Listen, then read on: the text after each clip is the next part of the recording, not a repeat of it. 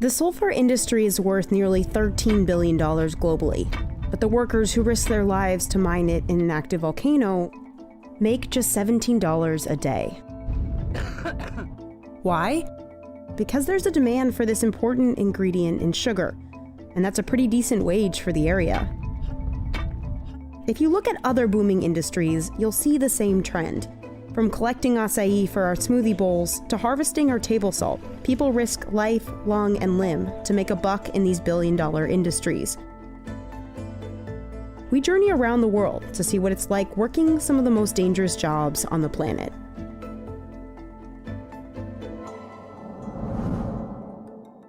In East Java, Indonesia, hundreds of miners face deadly smoke to extract sulfur, or devil's gold.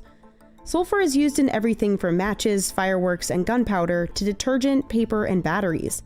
It's what makes our sugar white. Working conditions inside Ijen volcano are so dangerous, many miners don't live past 50 years old. Nama saya Mister, saya sebagai penambang belirang di Kawah Ijen.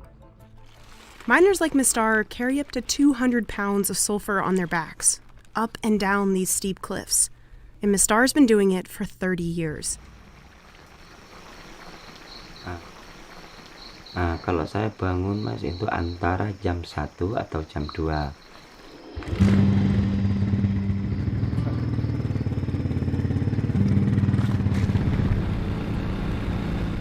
Jam segitu keadaan sekarang itu rawan hujan, rawan longsor di kawahnya. This is as far as Mistar can go on his bike.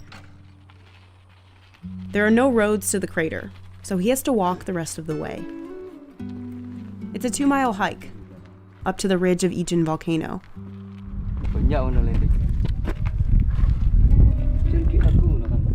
He takes only his basket and a crowbar, down into the 1,000-foot deep crater.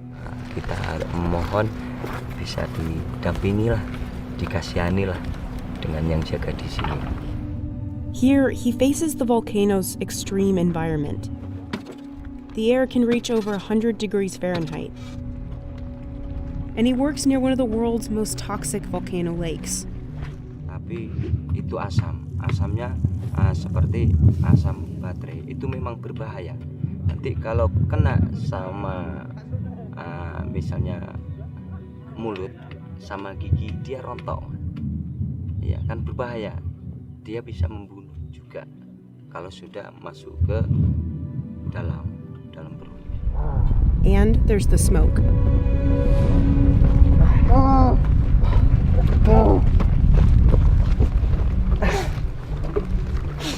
Kalau asap masuk dalam tubuh, itu merasakan sesak, nyeri di hulu hati, sesak, nyeri. The miners are freelance contractors, so they have to pay for their own gear, and many can't afford gas masks. Instead, they use handkerchiefs or towels dipped in water to keep the sulfur powder from sticking. Bau asap belerang itu sangat menyengat. Bau asam lagi kadang-kadang bau seperti gorengan telur. Tapi kalau masuk dalam hidung atau mulut itu sesak. Ini Mas, batuk ini Mas. But the smoke from inside the volcano is crucial for sulfur production. This is how it works. When the super hot smoke hits the cooler air outside, it condenses liquid and drips off the pipe. As it solidifies and cools, the sulfur will turn yellow, and miners can begin chipping off blocks. It's the sulfur's two colors that give it the name Devil's Gold. Once he fills his baskets, Mistar hoists them up on his shoulder to hike back. But that sulfur is not a light load. Kalau saya maksimalnya mikul, itu satu pikulan 70 kilo. That's about 154 pounds. Mistar himself weighs just 132. Nama punggung ya pasti sakit Mas di sini kalau berat. Kan kadang-kadang di pundaknya itu kan sampai rusak. Ngapal itu rusak. Itu kadang ada tumbuh-tumbuhan yang seperti jerawat itu. Itu penyakitnya kalau orang mikul. They have to haul it up the steep walls of the crater. Langsung naik pelan-pelan Soalnya kalau nanti kerasa kerusuh malah bahaya ke diri sendiri, jatuh, peleset jatuh. Once he reaches the rim of the crater, Mistar can transfer the sulfur to his trolley and begin the 2 miles back. Menimbangan langsung timbang.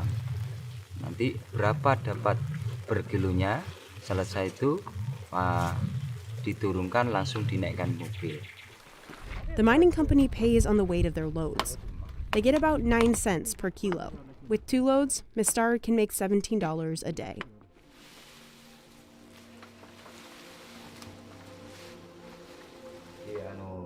At the end of the day, Mistar returns home to eat dinner with his family and rest.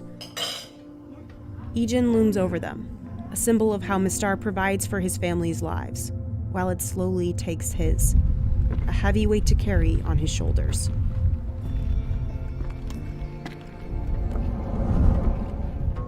India is one of the world's largest salt producers, and roughly a third of it comes from deep in this desert.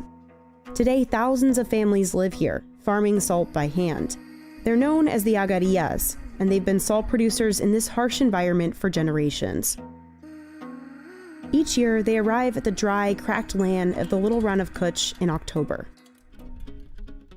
Patadia Gugabai and his wife carry everything they'll need to live in the desert for the next 6 months, including supplies to make their huts, clothes, farming tools, and all their food and water. અને અત્યારે હું રણમાં રહું છું કારણ કે આવા જવામાં તો મોંઘવારી પ્રમાણે જોવા જઈએ તો ઘણું ઓલું થઈ ગયું, મોંઘવારી વધી ગઈ છે એટલે રણમાં રહીએ છીએ. First, they have to find the key to this whole operation, salty brine water underground. They dig 30 feet into the mud to get to it. The families then set up these government-subsidized solar panels. They'll power the pumps that bring brine water to the surface. Then, the agariyas build the salt pans, these expansive salt flats. જ્યારે અમે રણમાં શરૂઆતમાં આવી કામ કરવા ત્યારે આ માટીનું પાટા બનાવી અને ત્યારબાદ આ રોલ ફેરવવો પડે. The roller helps them flatten out the earth. અંદર કરી જાય, રોલ ફેરવી એટલે જમીન મજબૂત બની જાય એટલે મીઠું સારું બને. They'll make 10 to 20 pans, all by hand. It's back-breaking work. Then the farmers will release the salty brine water from the wells. It flows between the pans. By the last pan, the water reaches the 24% salinity needed to form big salt crystals. Over the next few months, as the water evaporates, salt crystals form. દંતારા ખેંચવાના, લોખંડના આવે દંતારા હોય એ ફેરવવાના. They start raking early each morning to avoid the hottest part of the day. કે જો પહેલા તો મીઠું ઓછું હોય એટલે તો એક જણો ખેંચે એટલે હાલે એટલે અને બીજા પછી વધી જાય ને મીઠું પછી એકથી દંતારો હાલે નહીં પછી 2 જણાને જ ખેંચવો પડે. But working here can be really dangerous. The life expectancy of a farmer is about 60 years, because not only do they face extreme temperatures, they are dealing with subsoil brine which is highly acidic, and exposure to that subsoil brine also comes with a lot of problems in skin. મને તો પહેલા તો ચામડીના રોગ થાય છે એટલે 1 મહિના લગી તો રૂજ જ ન આવે અને ચામડીનો રોગ ઈ પહેલો જ કારણ કે પહેલા પેનિયાથી ને શરૂ થાય. many of the agariyas become blind from years of the bright sun reflecting off the white landscape. And because they're so far from the nearest village, accessing medical care is often too expensive. અમારા નાના જો આવડી તો મીઠું સોટી ગયું ને તે ભાંગતા હતા અને એમને પગે જાણકી ફોડકી દઈ ને પછી મીઠામાં તો રૂજ આવે જ નહીં રણમાં પગ પછી કાપ્યો પછી 3 દિવસ જીવા 3 દિવસ પછી ડેથ હો ગયું. Despite these conditions, the agariyas live and work out here until spring, when the salt is finally ready. They harvest 3 times. The first produces the best quality salt. They leave in April, usually with over 1,000 tons of salt. And most farmers we spoke to said that this season's market price for salt is between $2 and $4 per ton. That means in a good year, a family will earn about $2,000 for months of grueling work. That's well below the poverty line. જો મીઠું વેચવા જઈએ ત્યારે જાણે વ્યાપારી સંગઠન કરી અને એ ભાવ નક્કી કરે એ ભાવ અમને આપે. Most of the world's acai comes from deep in the Amazon rainforest. People here risk climbing 50-foot-high palm trees to harvest the fruit. Ela pode chegar lá em cima, no pegar do cacho, ela quebrar, no meio que ela é frágil. These berries have become one of the most popular so-called superfoods in the US, and they aren't cheap. One bowl can cost up to $15. And while the berry has exploded in popularity in recent decades, small farms like this haven't really been able to cash in. A gente fica com a menor parte do lucro aqui na comunidade, né? His family's farm is roughly 70 miles from Belém, the capital of the state of Pará, which grows more than 90% of the acai produced in Brazil. The only tool they use to climb is a single piece of rope called a piconha. They used to be made of leaves. Essa folha aqui, a gente pegava, torcia ela, aí passava por aqui, fazia isso, para ver como o tempo vai mudando, né? Today, Lucas's son Luis Fernando will go up. Se tiver, só põe que tiver maduro, não tá que tiver paró. Pode subir, vai com cuidado. The trunks are so thin that climbers have to be lightweight. É perigoso sim. O cara tá lá em cima e uma árvore quebrar. É arriscado o cara quebrar o braço, quebrar o pé. At the top, they swing from the tree to reach multiple bunches.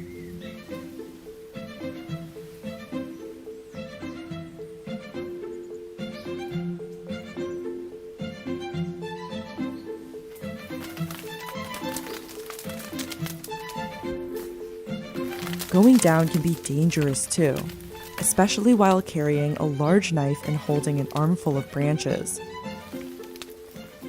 Dropping them could damage the fragile fruit. Graças a Deus eu nunca caí dessa iseira. Quero que isso não aconteça comigo. Eu já caí 3 vezes dessa iseira, não me bati nenhuma vez, graças a Deus.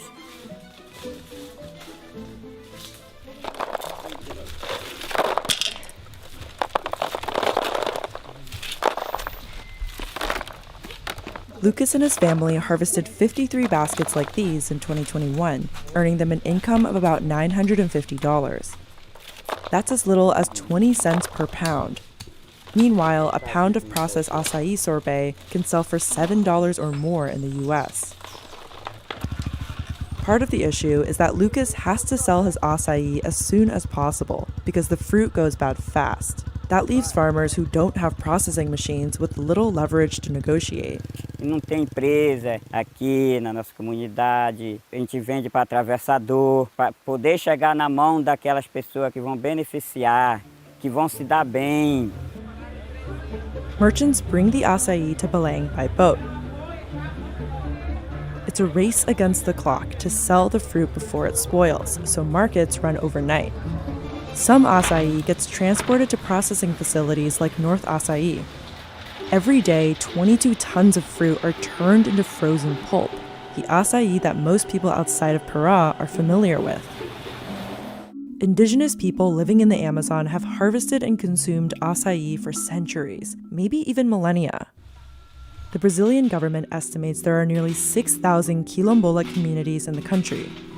And a 2013 study found roughly 75% still lived in extreme poverty. Mas é uma comunidade rica, né? A gente se diz assim pobre, mas se torna rico, né? De espírito. This isn't snow. It's limestone. And miners risk their lives to carve it out of the white quarries of Egypt. The valuable rock is at the center of a huge industry. And it's used to make everything from cement and glass to plastic and tiles. It's even what the Great Pyramids were made out of. But digging up and cutting these precious blocks is really dangerous. For these guys, each day starts in Minya City at dawn. And this is where the danger begins. These trucks aren't meant for passengers. Workers have gotten injured from falls along the winding journey. The trip to the mountain takes about 40 minutes. نوصل الجبل حوالي الساعة 6 الصبح بالضبط.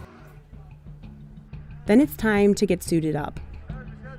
Since these miners are freelancers, they have to buy their own protective gear. Often, homemade cloth masks, gloves, and sunglasses are all miners have to shield them. They grab their tools and descend into the pit. First, miners have to set up these two rails. Two separate machines roll along the tracks. They slice the stone into perfect cuboids beneath.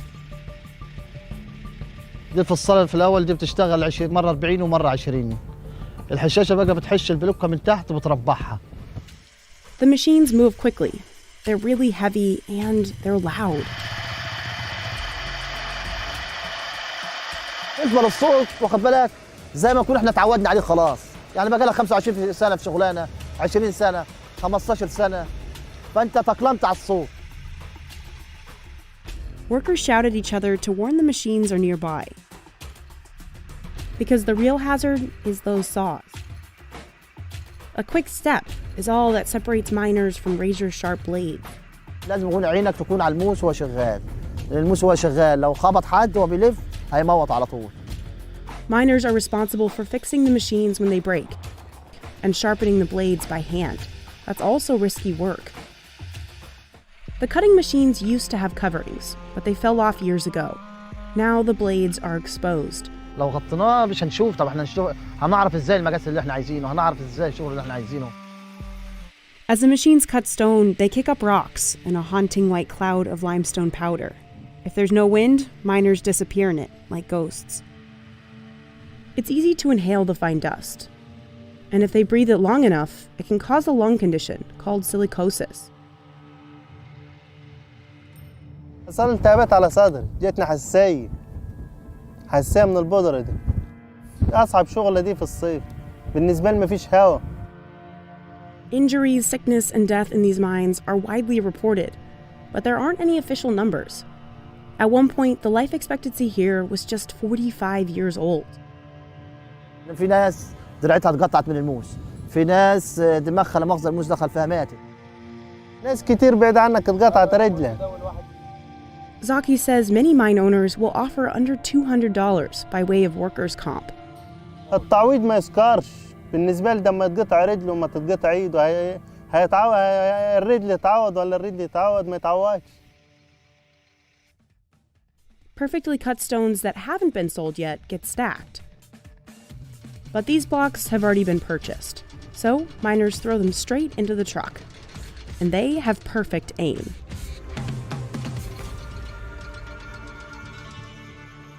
If they're lucky, they might get a $3 stipend for food and tea on top of their $6 daily wage. بعد موت اديك ناظر انت اديك معنا الصبح وتعبان اديك شوف. يا دوبك استر البيت بس مش دايما. اديك شايف الشغل. These men are climbing slippery limestone cliffs, risking falls of up to 100 feet. Wala talagang buhay na matitira sa pagbagsak puro bato. They're looking for a rare nest made of bird saliva that's found inside caves across Southeast Asia. In the Philippines, the harvesters are known as bushadors. Ako si Alvin Villaringo, isa akong busyador ng pangalan at Nabat Island. For centuries, Alvin Villarendo's family have put their lives on the line to gather swiftlet nests. Just 2 pounds is worth $2,900, and it's used to make a soup that locals believe is good for your health. Alvin and his crew gather at Pangalan Point on Mighty Gate Island. And they're heading to Nabat Island. It's one of the 7,000 islands that make up the Philippines, and it can only be reached by boat.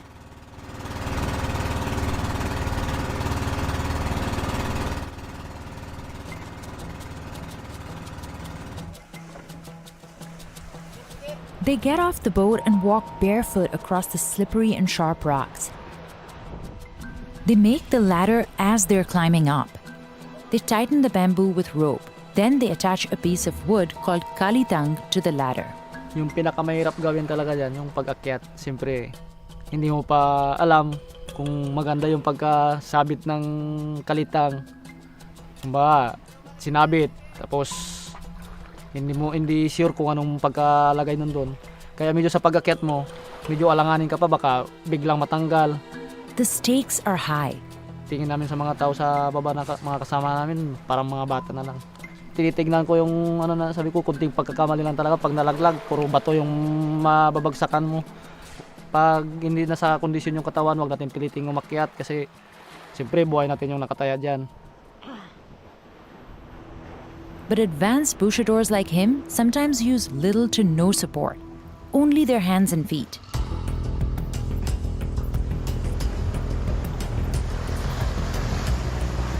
This is the most dangerous way to climb. In the regional language, it's known as kagang kagang lang, or like a crab.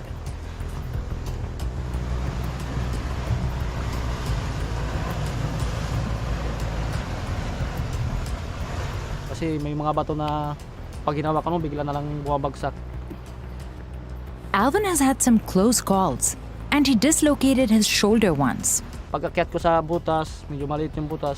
Yun, dahan-dahan akong bumaba sa kawayan, isang kamay na lang inawak ko sa kawayan. Yun na, uminto na talaga ako sa pag-akyat sa mga matataas. Nabat Island is completely remote. If there's an emergency, there's no way to quickly get help. Dami na rin na disgrasya na sa pag-akyat. Bayaw ko na isa na nalaglag, patay din.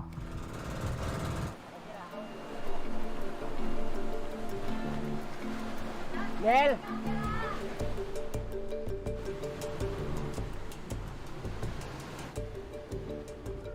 After spotting the nests, Alvin uses a spray bottle filled with water to loosen them. They're then gently peeled away from the cave walls. Yung ibon nun, pag 8 piraso yung pugad, ibig sabihin yung ibon niya ay 16. Kasi partner lagi yan, isang pugad, dalawang ibon kagad yan. Mag-partner kagad yan yung isang pugad. Siguro naman mayroon katulad din ng tao pag may forever. After harvesting, the bushadors clean them to remove any feathers or branches. Then they divide them by their hardness and color.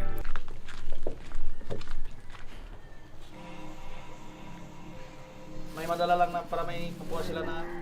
The local city hall buys the nests from the bushadors at a regulated price and sells them to private customers around the world. They are the main ingredient in bird's nest soup, a delicacy in China and around the world. A bowl can cost as much as $100. Sa tingin ko yung kumakain lang ng soup ng balin sa sayaw, yung mga mayayaman lang talaga. Yung mga katulad natin, medyo parang wala na lang. In recent years, demand for the nests and bird's nest soup has gone up.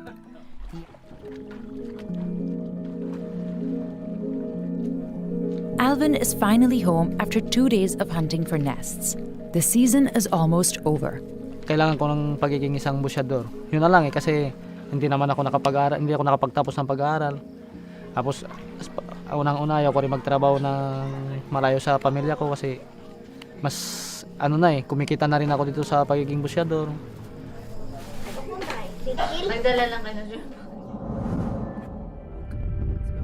You just watched excerpts from some of our big business and risky business stories. Click here to watch the rest of these videos.